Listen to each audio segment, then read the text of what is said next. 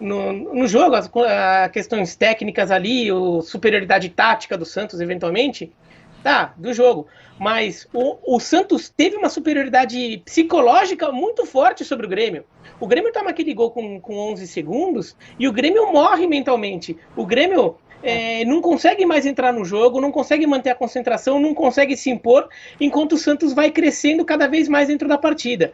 Né? O Grêmio mentalmente estava sem forças. Tanto que quando faz o gol, que você pensa, agora o Grêmio vai pressionar, vai tentar fazer 2 gols lá no Abafa, tem 10, 15 minutos para isso. E não, o Grêmio continua olhando o Santos jogar. E o Santos faz o 4º gol do jeito que ele bem entende, né? A bola vai para lá, vai para cá e a defesa do Grêmio não tira. E o meio de campo do Grêmio não volta para ajudar. O Grêmio só estava assistindo. O Grêmio parecia mentalmente desconectado do jogo. E se tivesse atitude contra o São Paulo de novo na Copa do Brasil, vai cair de novo. Vai ter que ser um Grêmio que vai ter uma semana ali tem até um jogo no meio, mas pensando apenas no jogo contra o São Paulo, vai ter que trabalhar mentalmente para entrar com uma outra cabeça, uma cabeça completamente diferente. Vai tratar como um jogo mais importante do que vinha tratando, porque agora não tem mais Libertadores. Talvez o Grêmio tenha mais uma motivação ali para dar aquela, não largada no Brasileiro, mas dar aquela afrouxada um pouquinho temporariamente no Brasileiro, para pensar só nesse jogo contra o São Paulo, que daí pode ser uma chance de título mais palpável ali, e claro, uma grande vitória contra o São Paulo desfaria um pouco a imagem da grande derrota que sofreu contra o Santos. Mas vai ser um trabalho bem difícil aí pro Grêmio, viu? Um trabalho psicológico principalmente, porque o Grêmio psicologicamente foi goleado pelo Santos também.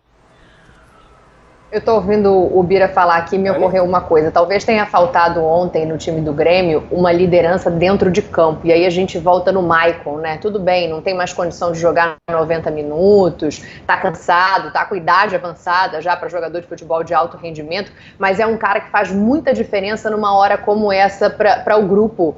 O Maicon ali dentro de campo, ele poderia não ter deixado o ânimo do Grêmio e parar onde parou, porque é óbvio, é lógico que acabou deixando o Grêmio morno, né, apático durante algum momento ali, não na bola, mas nas emoções, como o Bira coloca muito bem, e isso fez diferença no São Paulo ontem. Eu também, como Birinho, eu estava no ar, tá? Eu estava no Rodada Fox, eu não vi o jogo, eu fui ver compacto depois, mas a sensação que eu tenho é que, assim, que o Daniel Alves chamou para si a responsabilidade no jogo de ontem, como ele não fez no jogo anterior. E isso faz muita diferença, principalmente numa decisão. Ontem não era um mata-mata para o São Paulo, mas também é um jogo decisivo. Então, assim, esse cara pode fazer a diferença nesse confronto de Copa do Brasil. Não sei se o Maicon vai jogar ou não, não sei como é que o Daniel Alves vai estar, mas passa muito pelo espírito do grupo, mais do que talvez pela qualidade de cada grupo. E, claro, pela estratégia que cada treinador vai montar, né? Não sei se vocês pensaram por essa linha também, se faz sentido.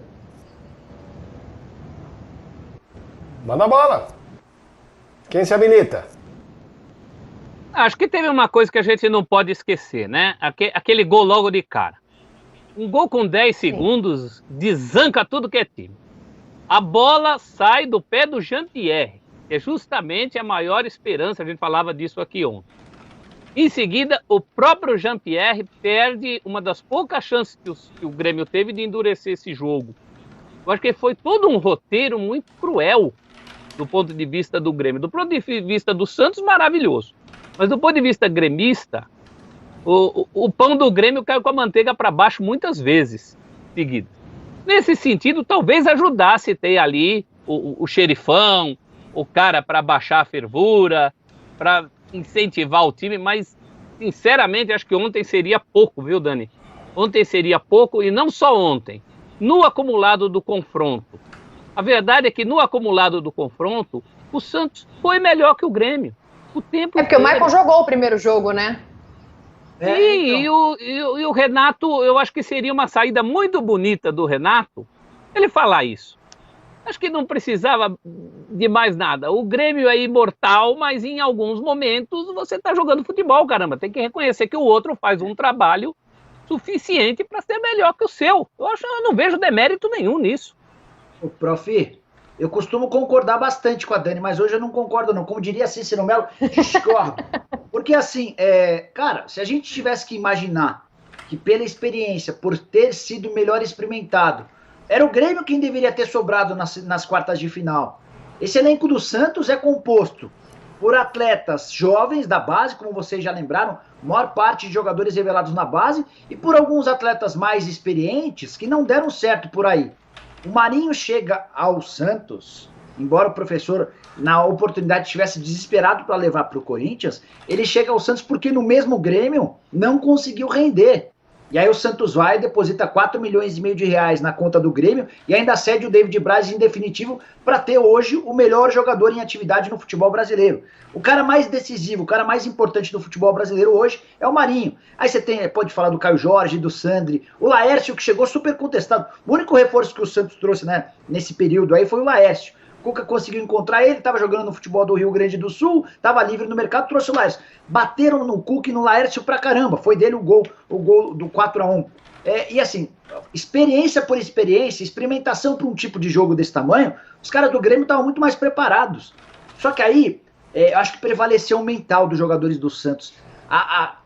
Ontem a impressão que eu tinha é de que os jogadores do Santos entraram para decidir a final do Campeonato Mundial Interclubes, eu digo, o Mundial.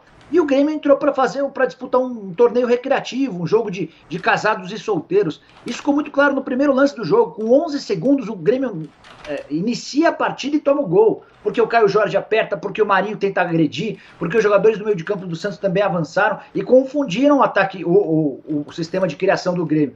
A eliminação do Grêmio, ela passa muito pelo mérito do Santos. Eu acho que é bem importante, pelo menos da minha parte, deixar claro isso. O pessoal a gente vai trazer o São Paulo agora com o jogo do Atlético Mineiro, mas antes de ir só Bira, uma palhinha. O São Paulo, depois da pandemia, no Brasileiro nunca ficou mal, sempre teve uma boa solidez e tal, mas aí foi mal na Libertadores, ficava aquela dúvida. Quando pegou o Flamengo, com Fortaleza passou daquele jeito e tal, quando pegou o Flamengo era claramente favorito o Flamengo e o São Paulo azarão, era claro. Foi uma surpresa até para São Paulino a classificação. Mudou isso? E se mudou, como é que você acha que São Paulo vai se posicionar, talvez pela primeira vez, como, se não favoritaço, porque eu não acho que seja favoritaço, contra um time do tamanho do Grêmio e ainda mais copeiro como é, estamos falando de Copa do Brasil, que o São Paulo jamais venceu.